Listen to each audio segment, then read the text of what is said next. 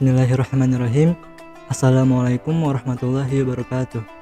Alhamdulillahirabbil alamin wa bihi nasta'in wa ala umuri dunya waddin wassalatu wassalamu ala asrofil anbiya'i wal mursalin wa ala alihi wa sahbihi ajma'in. Amma ba'du. Pertama-tama marilah kita panjatkan puji syukur kita kehadirat Allah Subhanahu wa taala yang telah memberikan kita nikmat begitu banyak sehingga kita bisa menjalankan ibadah puasa pada hari ini.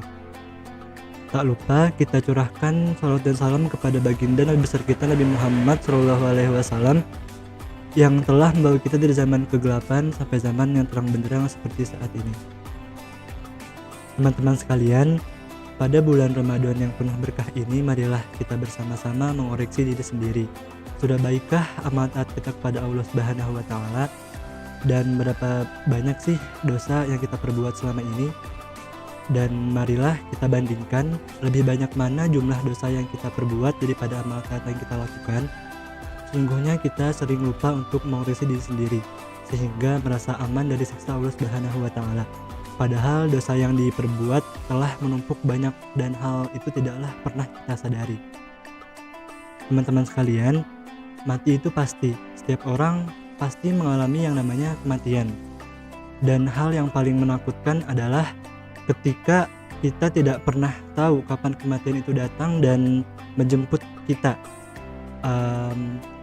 Bisa dalam 1 jam mendatang, 2 hari, 1 bulan, ataupun 1 tahun kemudian. Sungguh akan celaka jika ajal menjemput kita sedangkan kita tidak pernah menyempatkan diri untuk bertaubat. Karena itu marilah kita bertaubat dengan segera. Setiap di antara kita pasti mengharapkan rahmat dari Allah dan ampunannya. Rahmat dan ampunan Allah Subhanahu wa taala akan bisa kita terima apabila kita berhenti berbuat maksiat, kemudian tekun berbuat taat, sehingga kita bersungguh-sungguh untuk bertaubat dari dosa-dosa yang kita telah perbuat maupun di kemudian hari. Teman-teman sekalian, selama nyawa masih di kandung badan, maka pintu taubat tetap terbuka. Bagi orang yang merasa dirinya banyak dosa, janganlah berkecil hati dan berputus asa dalam mencapai rahmat Allah Subhanahu wa taala. Allah akan menerima taubat jika dilakukan dengan sungguh-sungguh. Allah berfirman dalam surat Al-Imran ayat 135 yang artinya, orang-orang yang apabila berbuat keji atau menganiaya diri, mereka lalu teringat Allah Subhanahu wa taala, kemudian memohon ampun kepadanya, maka siapa lagi yang akan mengampuni dosa kecuali Allah Subhanahu wa taala? Akhirnya mereka tidak terus-menerus berbuat keji dan mereka mengetahui.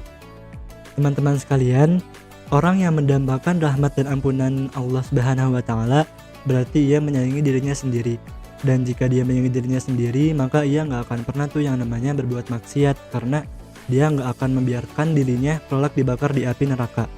Karena itu, selagi masih berada di dunia, ia berusaha semaksimal mungkin mensucikan diri. Caranya itu dengan bertaubat.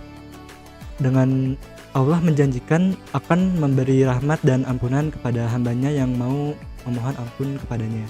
Semoga kita semua selalu dalam lindungan dan rahmat Allah Subhanahu wa taala. Amin amin ya Allah rabbal alamin. Demikianlah yang dapat saya sampaikan di kesempatan kali ini. Kurang lebihnya mohon maaf. Terima kasih. Wassalamualaikum warahmatullahi wabarakatuh.